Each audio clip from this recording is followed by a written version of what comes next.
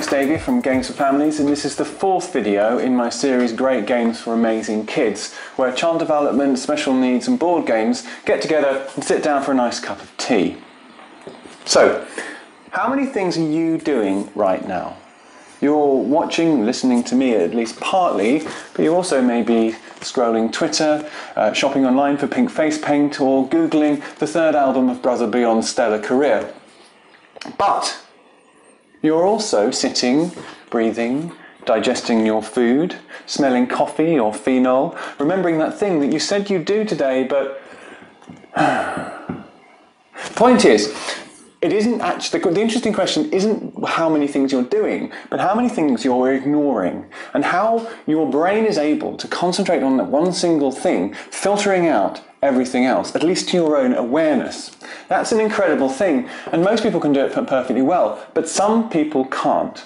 As a specialist in attention disorders, I call these people with a wonky filter, or maybe a busy brain or a fizzy brain. All those things are more or less the same way of expressing the fact that the brain doesn't have control over what it's aware of, and therefore becomes very distracted and craves, above all, stimulation. That, I think, is why the people with attention problems need to be stimulated. They find boredom almost unbearable. They need to have things going into their brain all the time, and quite often they just need to move, because at least that's something.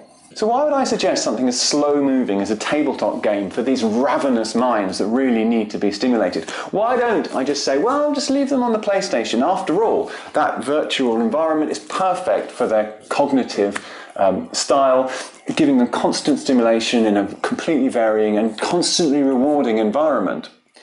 I think the reason is because life isn't video games, and the advantages of video games don't generalize to life generally. So you have to have a kind of halfway house between the real life, which can be really boring and unstimulating, and gaming. So I think it's important to try tabletop gaming, but with a child with attention problems, if you are so inclined. But it's also important to work out, to realize the challenges that they have. And I know I say this, if you've watched the other videos, I know I say it every week, but in the particular case of kids with attention problems, you're sitting down, you're waiting, other guys are going to have their turn.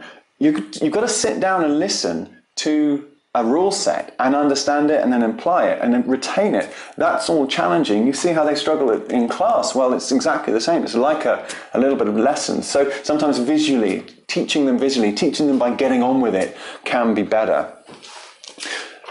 But let's say you give it a try. What do you need? Well, what you need is quick setup, few rules, but proper engaging decision making. Random, quick, silly games that don't make any sense actually bore them quite quickly, because they're not looking for anything to happen, they're looking for stimulation, and particularly the bright kids in this category, they need stimulation, proper decisions.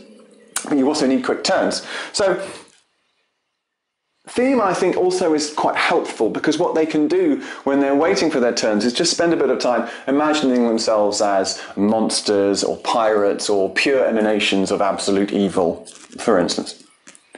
So the first game I would reach for, and one of the games I would reach for in all situations, is Skull. Now, I just talked about theme, and in itself, on the face of it, Skull is themeless. It's an abstract game about bluffing, deceit, and flipping either a skull or a rose over. But once you sort of tell the story of this was the game that pirates used to play, and you've got this lovely art, it starts to drip with theme. You start to feel like you're kind of in Port of Spain in the 19th century. Or maybe that's just me.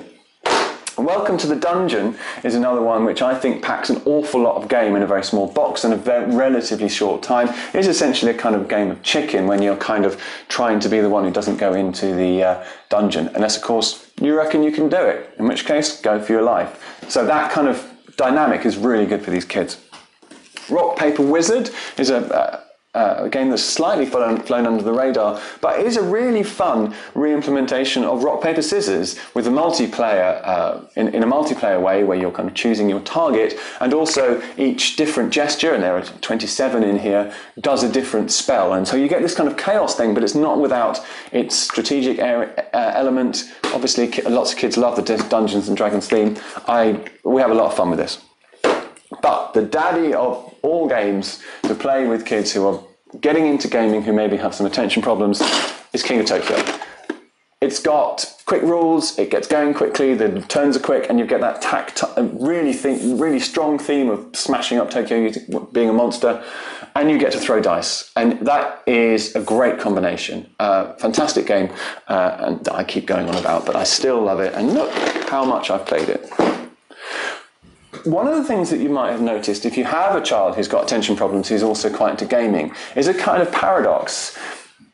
They can be really turned off by strategy and kind of thinking ahead, and yet they're really able to manage a lot of complex information at once in something like a miniatures game or Magic the Gathering or something like that. And it doesn't make sense. They haven't got the patience for actually quite a simple strategic game, but these things really kind of suit them. If that might be the case, then I'm not suggesting that you embark on miniatures games or Magic the Gathering, because you probably have finite financial resources. But Pixel Tactics is similar in spirit to these. There's a lot of information to take in, but it's all tactical rather than strategic. And I think it's quite a nice way in for these kids to this kind of game. It's got a video gamey kind of look to it, and we have enjoyed this one. Now, all of these games I've talked about tend to be games for older children. So if you have a younger child with attention problems, what do you do? Well, again, I say this every week, but that's okay. If you can get a young child with attention problems to play anything, be it Snap, be it Connect 4, and again, 2-player is quite good because they haven't got so much waiting, then you're getting there. If you're playing, they're enjoying it, you're doing them good. If you're not playing, if you're not enjoying it, don't play it. Again, say that again, I make no apologies. So good luck. This is a very challenging group to get into tabletop gaming. I find it challenging, and I'm supposed to be both a specialist and a dad, so it is very hard. But worth it. You can really, really have a lot of fun with these guys. They're enormously entertaining when they can get into the groove. So I'll see you again for the next video, when I'll be talking about dexterity, planning, organisation, that sort of thing. But until then, you've been unsurpassed. I've been Davie, and I'll see you then.